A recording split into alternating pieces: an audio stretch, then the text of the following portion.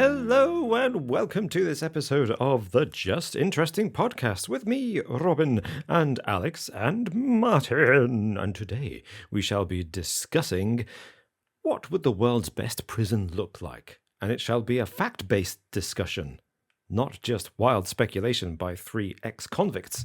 So, fellas, before we get into that, though, we'll be discussing comments that you lovely people have made on previous episodes of the podcast, and we shall be guessing at a riddle. But before I reveal the riddle, I want to know how you both are. How are you, Martin? I'm very well. Yeah, no, it's been a good week. What's happened? I mean, the weather's been a bit rubbish, hasn't it? Still, I thought by now we get a little bit of sunshine and lollipops, but it's stunted the ability to go out and do nice things. But otherwise, been a good week. Yeah, not bad. Oh, I tell you what I have been doing this week. Yeah. I'm only 3 episodes away from finishing Game of Thrones finally. Oh, after, wow. like, however many years it's been out. So was that the entirety of season 8? Honestly, honestly, it still hasn't turned to complete shit yet, I don't think. Okay. All right. So, okay. Oh. Interesting. So, there's still time. Yeah. We shall see. But you're viewing it through the lens of hindsight and without the hype machine surrounding it, so that's always good. Yeah, exactly. Knowing that everyone hates it, right? I think that was the big thing. It was like speculating on what's going to happen between seasons and like, that kind of like coming up with hundreds of different plot lines in your head and thinking and rewatching and analyzing. And then, going into it with just like watching the whole show from start to finish, I'm guessing is a very different experience. Did you rewatch episodes midweek? So you watched it when it came out and you watched it again to see if there were any clues as to what might happen. Did you really do that? No, not like midweek. As in like before a season was going to come out. Okay. Like the next season, we might rewatch the previous season. Yeah. Just to kind of catch up. Wow. I'm interested to hear what you think about the ending when you get to it. I'll let you know. I'm going to finish it this week. So next week's podcast, I'll have an update for you for sure. Have you managed to remain spoiler-free this entire time? Yes. Oh, yes. Man. Ooh, I have no idea. Okay. What about you, Alex? What have you done this week? What's been the highlight of your week? Oh, the highlight of my week. I mean, I've had a very boring week, to be honest. I haven't done anything exciting, so I don't know what to tell you. This has been the highlight of my week. If I'm being perfect. me week. This has been the highlight of my week. This is always the highlight of my week, fellas. I always look forward to doing this with you guys. Cool. So, and I'm very excited about the topic today. And, hearing particularly Martin's thoughts on it, as someone who's been in and out of the prison system, I'm excited to get your take on it. Thank you. But, fellas, would you like to know the riddle for this week? Yes. Well, go for it. Question. I have branches, but no fruit, no trunk, and no leaves. What am I? It's a bank or building society. That's the answer. Bank or building society.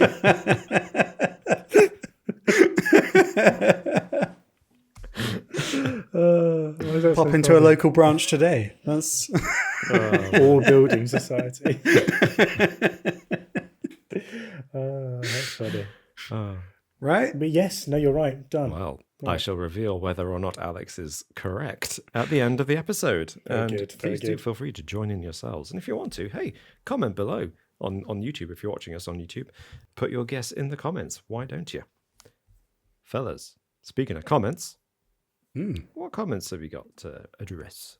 Well, I've got a comment from Micaiah Barron, and this is relating to last week's episode and the riddle specifically in that week. And the answer to the riddle was a B, but it was we thought it was misleading because the last line of the riddle was, and no man can do my job. And we were like, are all bees female? We thought like there was one queen bee and then the rest were male. Yeah. But Micaiah Barron fact checks us and says, while queen bees are female, so are worker bees. They just aren't reproducing.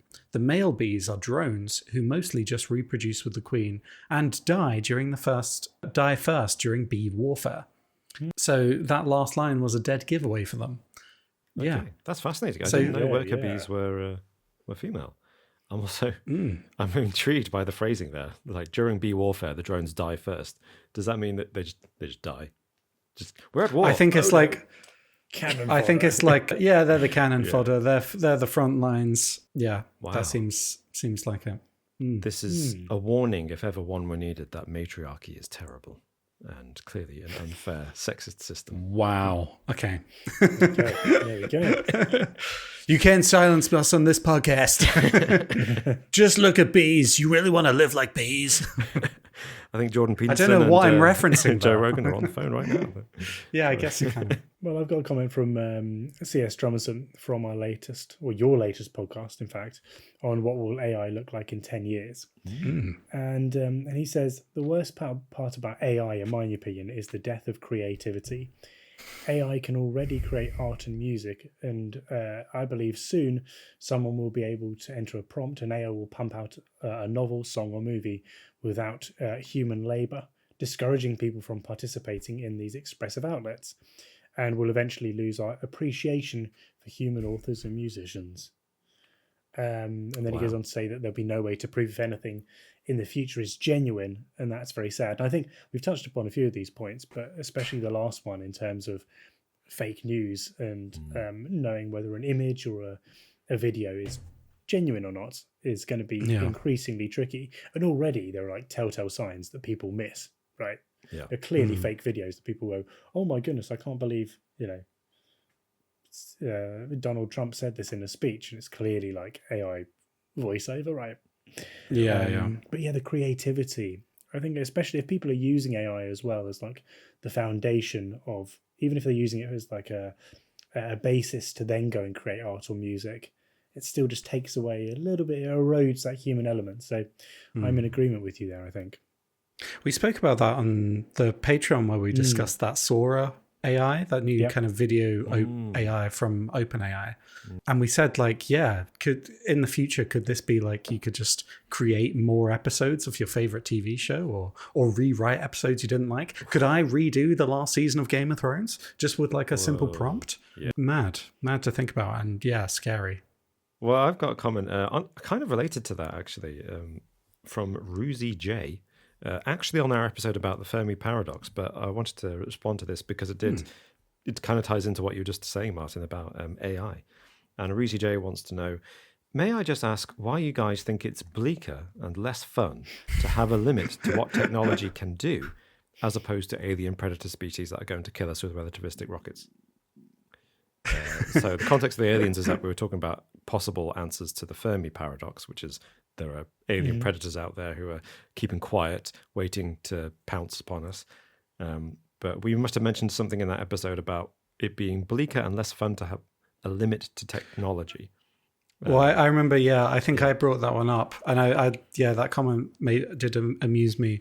Yeah, I brought that up and said, like, wouldn't that be sad if like the actual answer to the Fermi paradox is no, there's no way of us to get in touch because technology is kind of reaching its peak at the moment. There's no way to travel faster than light, so there's no way that we can contact any aliens, even if we wanted to. But I mean, when put into perspective, that is less bleak than aliens having the ability to destroy us with. Surely the bleakest thing rockets is always failing from your own inability to achieve, rather than external forces, eating you. I suppose, yeah. I mean, look, it depends on how you look at it, I guess. Yeah. You're there being half eaten by alien predators, and you're just like. But at least we met them. At least we know. At least we met them. I met aliens, and all I got was half eaten, and this lousy t-shirt. Just TikTok video whilst it's happening. Hey, look, guys. Oh my gosh.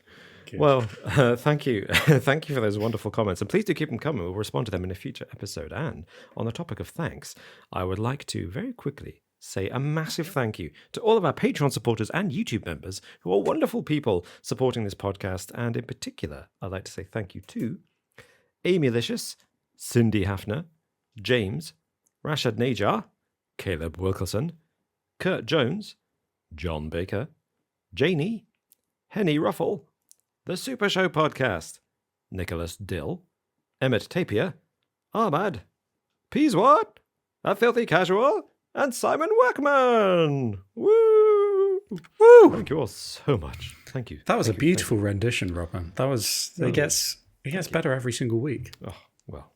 Dramatic, but not disrespectful. You know. Thank you, Martin. So, fellas, would you like to discuss or speculate upon what the world's best prison would look like?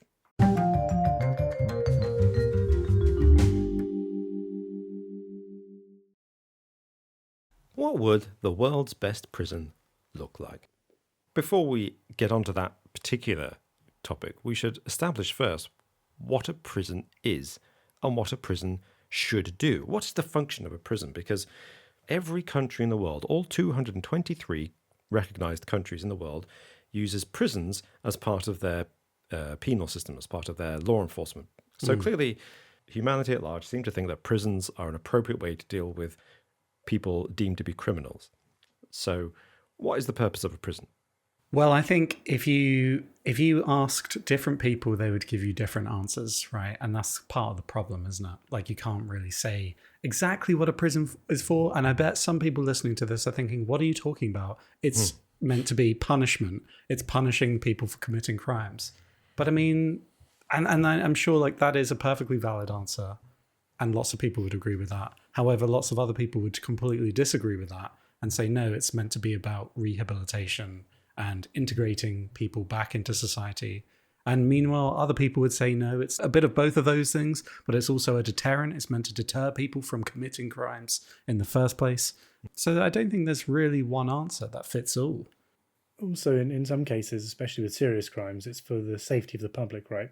Keeps people out of the general population where they could go on to commit further crimes. And in some cases, of course, people stay in prison and then they end up not being released when they're up for parole, due to still being deemed a danger to society. So, yeah, lots of different elements. But I think most people would, one way or another, would say that prisons form a relatively important part of the judiciary process, right? People are charged with their crime and then they're put in prison. I mean, most people would agree that serious criminals at least would need to be put somewhere away from the general population, even if you're the most liberal person out there, to work on themselves and be rehabilitated.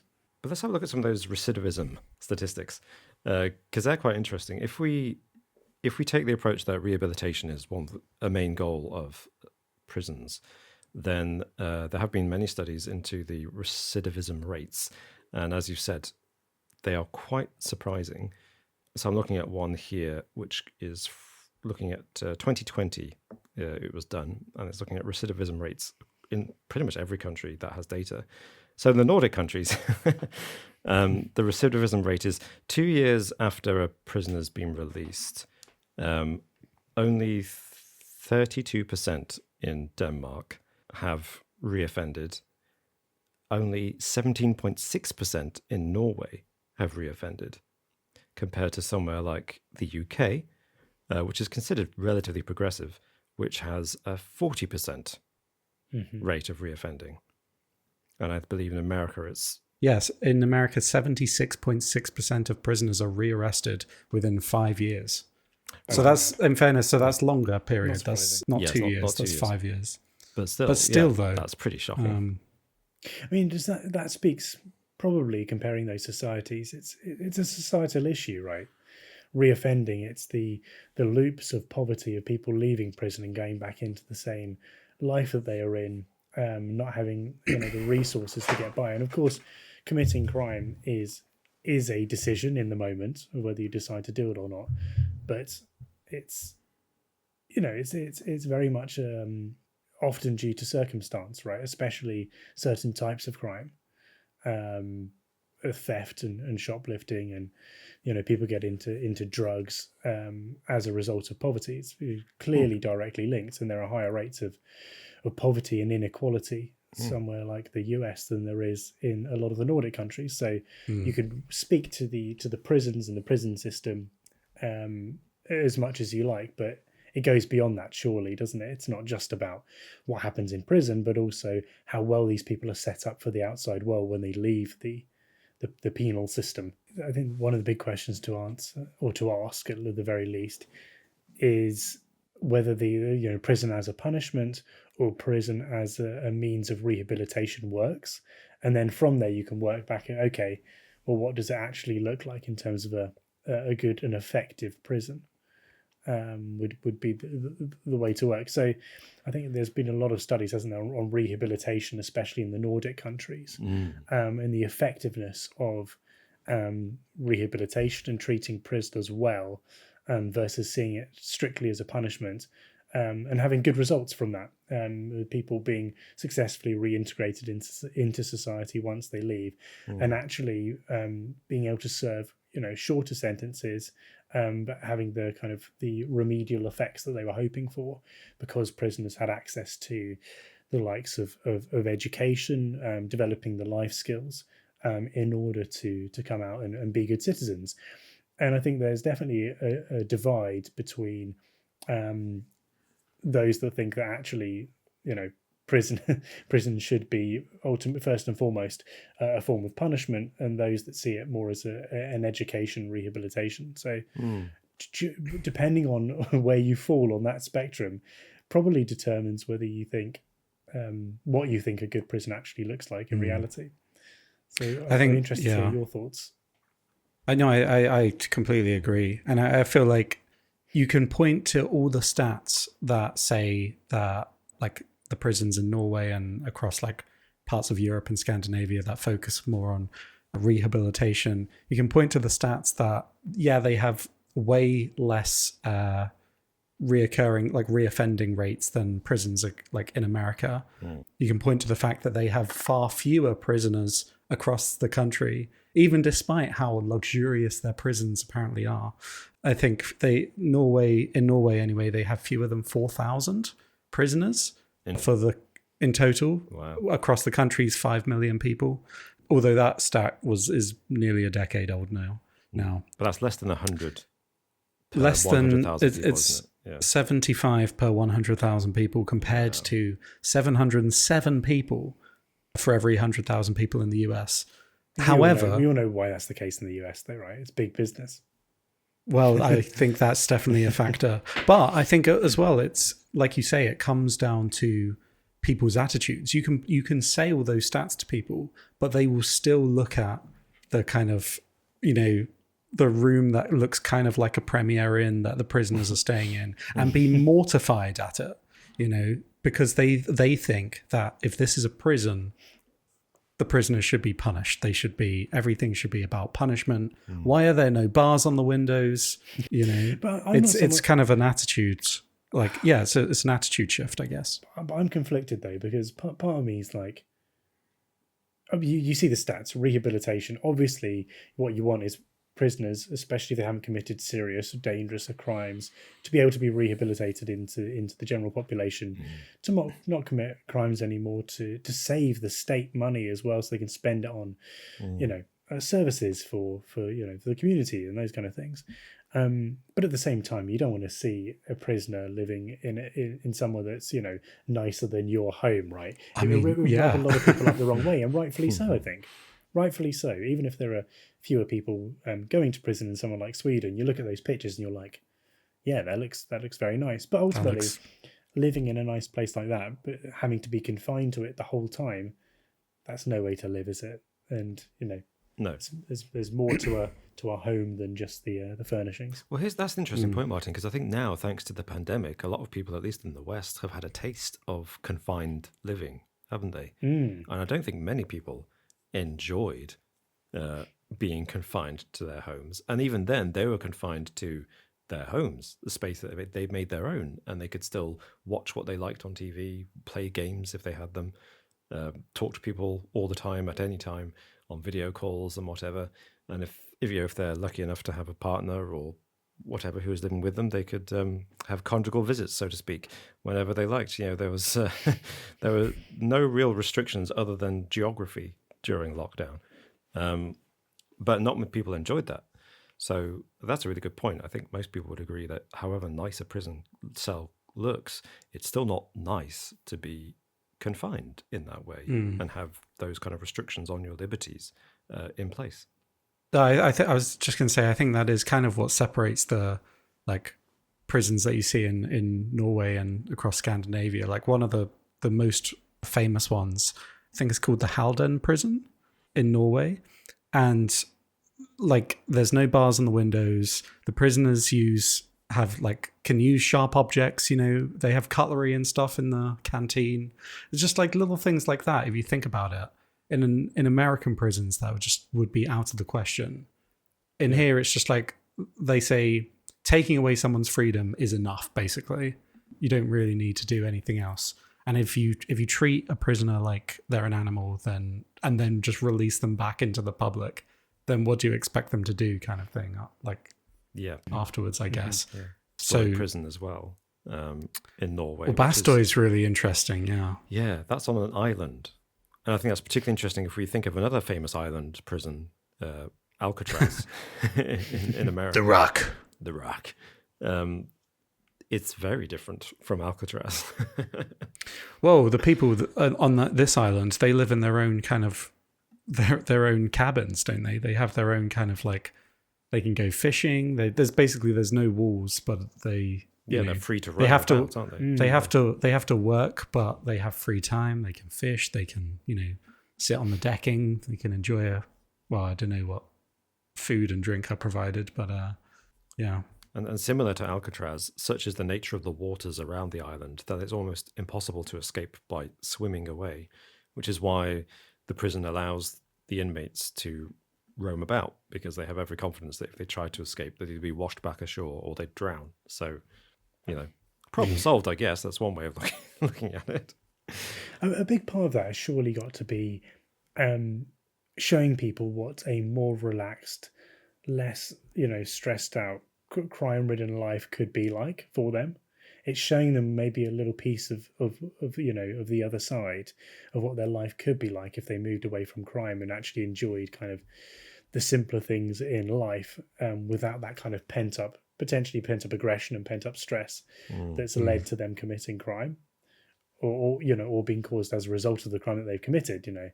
And so in a lot of kind of in the UK and also the US and some of these horror prisons that you hear about, like South America, you're surrounded by, really, really quite violent people in close proximity with only like an hour of sunlight outside per day. And then you expect people to then be integrated back into society without huge amounts of anxiety, stress, and feeling like they always have to like protect themselves at all times. So I think being able to do those things like going fishing and enjoying the outdoors, it's remedial, isn't it? It's a remedy for some of the ills that have got them there in the first place, perhaps. That's exactly it. In fact, the senior advisor to the Norwegian Ministry of Justice wrote an article in the New York Times, and they said, life inside prison needs to resemble life outside as much as security considerations and resources allow. The more gradual the transformation from imprisonment to freedom, the better the chances to prevent reoffending. As long as prisoners take responsibility for their actions, past, present, and future, we believe it's more effective for a person to want to stay away from crime than for systems to try to scare them away from it. But it's difficult, though, isn't it? Because it's, yes, and you can look at the reoffending stats and see that this is clearly a more effective way of running a prison. It just is. But on the same time, that Bastøy prison and Halden prison in Norway are kind of their maximum security equivalent prisons. Yep. People living on this island, relaxing, enjoying the sun, going about like day-to-day jobs and going fishing with their free time are like murderers and rapists and some of like the worst people in that society. So there is that kind of emotional argument of, well, do you know what? I do kind of want to see them punished. And should we be talking about reintegrating these type of people into society? Can we not just shut them off forever? There is, I think there's definitely a difference between, someone's committed the most horrendous crimes in society. Like the victims of those, and you get into extreme problems in like the Norway system where you get people like Anders Breivik, the kind of mass murderer in 2011. He killed 77 people. And because of the way that Norway's sentencing system works, they can sentence criminals to a maximum of 21 years in prison. However, if they don't feel like they've rehabilitated, they can extend that by up to 5 years indefinitely. So, but I mean, it's like if he only serves 21 years in prison, then that's, someone worked out, less than 100 days per person that he killed. I mean, there's no chance that that's going to happen. So there's no way he's coming out after 21 years. They just wouldn't let it happen. But it does speak to perhaps an inadequacy in the system they've got, where people, the enforcement officials are kind of working around the rules to keep this guy in prison. Yeah, because it's high profile as well. Right. Yeah. If you're saying that, like, it's all about rehabilitation, but where's the line with, okay, it's rehabilitation, but this guy we're not letting out? Like, what is the kind of, I guess, is the question. Because you've got to take into consider, like, go back to those other, what is a prison for purposes. One of the ones that you mentioned was, separating people from the rest of society. And that includes, like, the victims of their crimes and the victims' families. So I think that is a legitimate grievance with a system like this, one that should be taken into account. But I mean, absolutely, for like non-violent crimes, then rehabilitation all the way. Yeah, I mean, even if we're not talking about rehabilitation, but just talking about housing people that have committed crimes, is there a point at which it goes from being adequate for rehabilitation to being more like a luxury experience? And I mean, maybe we're getting a little bit into kind of Daily Mail territory here.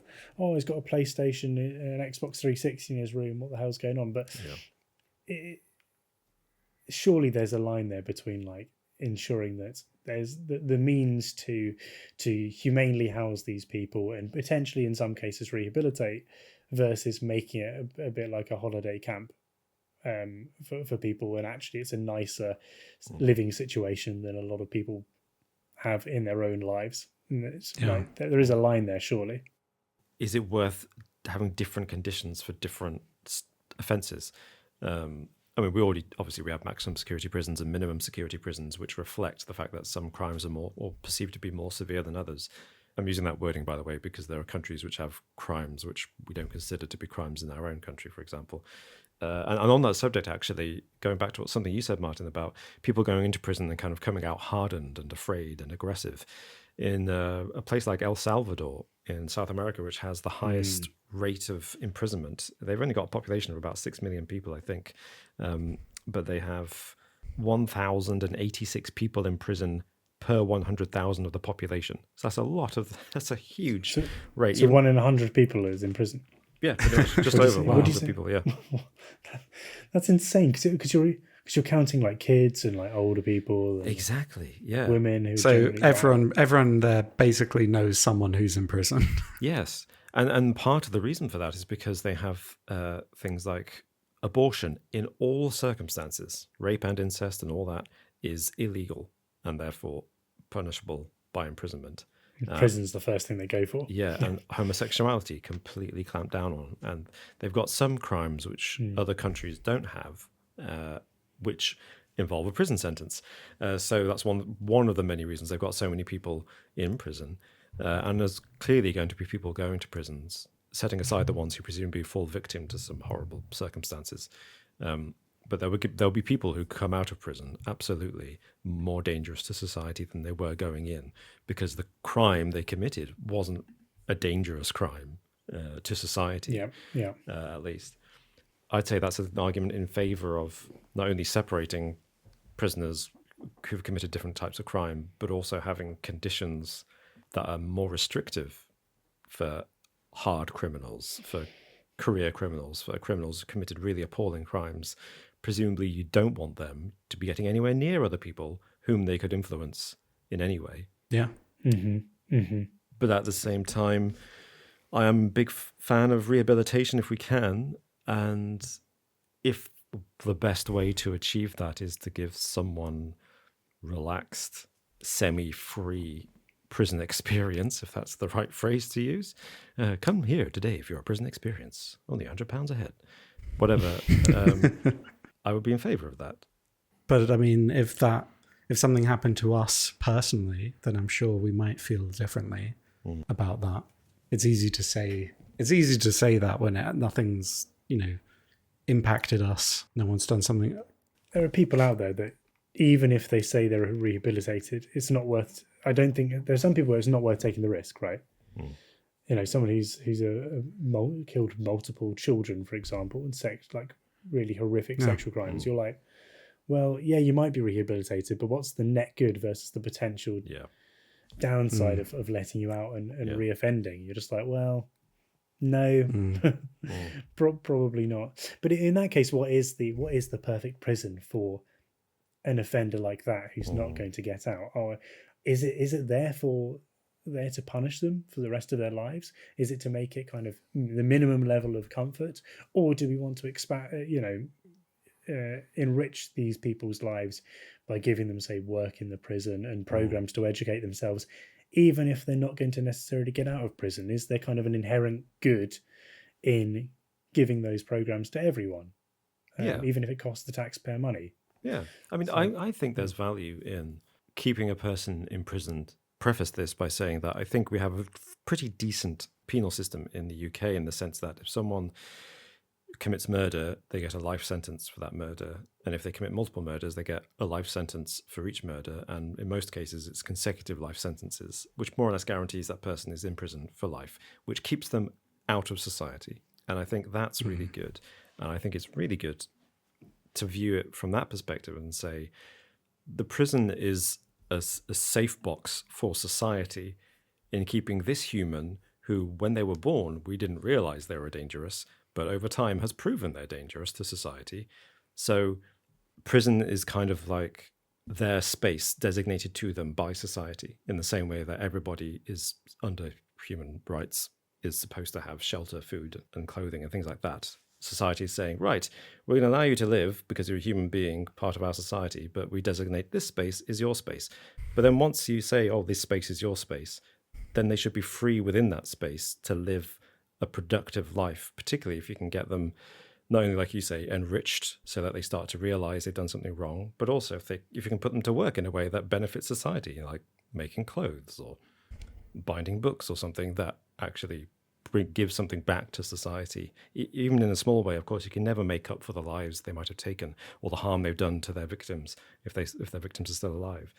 But what if in a hypothetical scenario in 2008, some of the people who caused the recession were sent to prison for their crimes? Imagine if that had happened. Imagine in this crazy utopia if that had happened.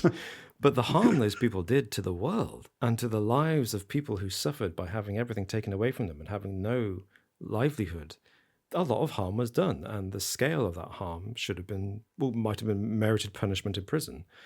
But those people who crashed the economy still have skills, still have knowledge. It would be cool to get them to use that knowledge in a good way, such as, hey, you know how to dodge taxes. Why don't you go through the laws and write down all the loopholes and then tell the government? This is completely off the top of my head, by the way. I feel like that would be a good thing. Keep them away for life because of the harm they did, but also put them to work in a way that benefits society. But as a kind of tit-for-tat trade, let them have a room to themselves that they can decorate with their stuff. Let them use cutlery like a normal human being. Let them have a stroll along the highly secure island beach that they can't escape from. I don't know. And there's a great example of that, I guess, with the Catch Me If You Can guy. What's his name? Yeah. Frank Abagnale. Yeah. The master forger who then went on to be like a FBI security consultant and started his own kind of private security firm.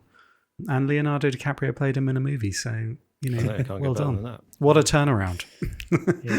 Yeah, no. But if you're going to be a criminal, at least be a good a good criminal, an intelligent criminal, because they'll just let you off. It's fine. Yeah.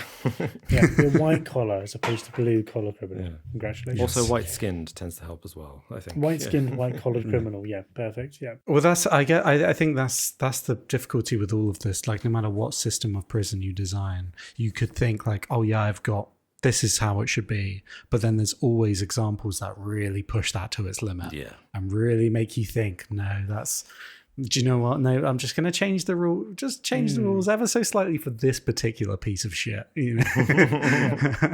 So perhaps there isn't an ideal prison then. Perhaps it's reflective of the goals that we have for that particular criminal and the crime that they've committed. Perhaps that's the answer, and that's what I guess. That's in some ways that's what they already do.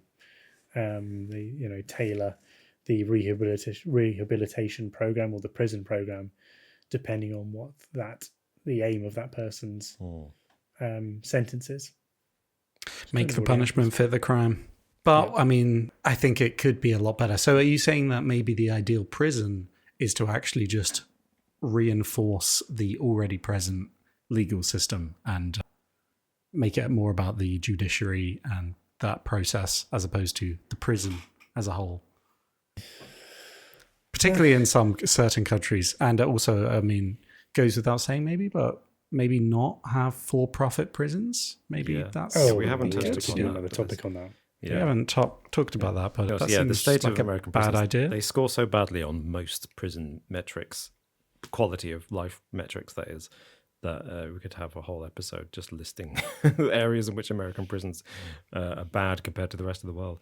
North American, of course, as well, to be honest, South American as well. But I would go one further. I'll go specific, Alex, and say the fact of prison should be recognized as a punishment, and therefore the environment of the prison shouldn't be factored into the punishment aspect. Yeah, I would add that to what you just said. Well, it's interesting. In like America, I know that they have like people who are about to go to prison or like suspect that they're about to go to prison if they're like on trial. They're looking at like different prisons and hoping for like their ideal prison, you know, as if like if they're like looking through brochures, you know, like it's they're planning a holiday. But as in like they should all just be uniform. Is kind of what you're saying. Like there should be they shouldn't really have that as a kind of like some prisons are notoriously bad and some prisons are, you know, quite easygoing. They should all just be like level playing field.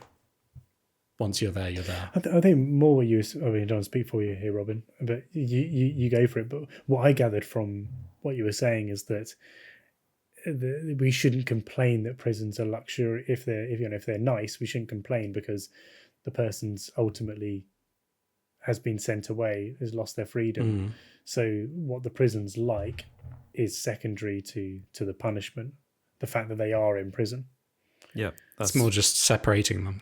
Yeah, that's more what I meant. And prisons, by their nature, because they also have this double function of protecting society from the inmates, they're not going to be however luxurious they are, they're not going to be as nice as, you know, the perfect lifestyle. And even if a prisoner comes out of, say, Bastøy prison in Norway saying, oh, I really loved being on that island tending to the sheep and the cows because it's a very rural place, at the end of the day, you'd ask them, is that the life you would have chosen? Is that what you wanted with your life?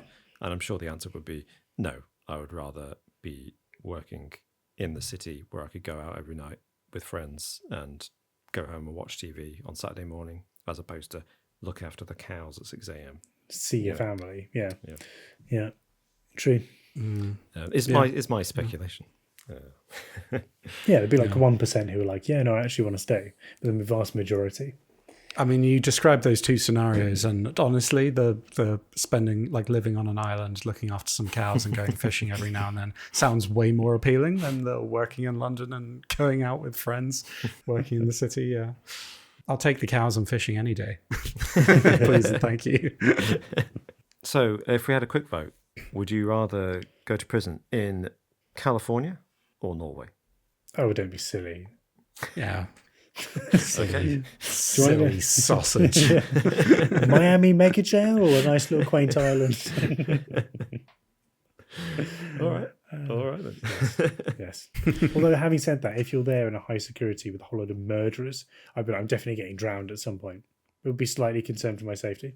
It's the one thing, yeah. You'd be looking over your shoulder a little bit. You'd like to say you weren't, but just trapped on an island with a bunch of murderers and rapists. Well, as I guess you might have predicted, dear listener, slightly inconclusive because it's a complex issue. It's not a simple issue that you can solve, but we have an idea of what a good prison should look like. It's just a question of whether it would be the best prison. So check out those prisons in Norway, as in look them up online. Don't go there yourself if you want to. And this episode was brought to you by Norwegian prisons. Visit one today. If you're going to commit a crime, do it in Norway. So, on a different note, though, fellas, would you like to know the answer to this week's riddle? I'd love to, yeah. Well, Remind I me, think what was Alex that? might have got it. Oh, Yeah, of course. The What was Bank your of guess Building again? Society. Oh, Bank Bank of of Building Building Society. Well, I'll read it out again for those of you Okay. who may have forgotten it. I have branches, but no fruit, no trunk, and no leaves. What am I? And the answer is Martin. I mean, a bank sounds right, but you could have branches to rivers branch off. That's very good, actually. That's very good. I think a bank sounds right. Bank is the correct answer. So No way, well done, is Alex. it? You solved it straight away. You are the riddle master. Well, I feel bad for actually giving... I said that as a joke answer. I didn't think that was going to be the actual answer. No, Okay, Tim, well- no. Although it's fun to... I like it when you're coming up with alternate answers, alternate correct answers. So yeah, river's good. River's branch. Yeah. What else branches? I assumed it was going to be something like... I wasn't expecting bank to be the answer. I'm sorry. Sorry, I feel like I gave the answer No, away don't be right at sorry. the start. I thought it was fun. It's great. Well, let us know in the comments what you thought. Did you guess that right? And what else has branches but no leaves or trunks? Let us know in the comments below. And thank you for listening to us on a podcast platform of your choice. And please do check out our other episodes and our live quiz episodes, which are every final Monday of the month, I think, over on YouTube. Yes. Ugh. And check out our second channel, Uncovered, while you're at it, full of little documentaries, our little video essays on mysteries and histories and other kinds of things that we find just interesting. Wonderful. Thanks, Robin. Thanks, Alex. Thanks, Yeah, everyone. at home. thanks, guys. We'll see you next time. Bye-bye. Bye-bye. Bye.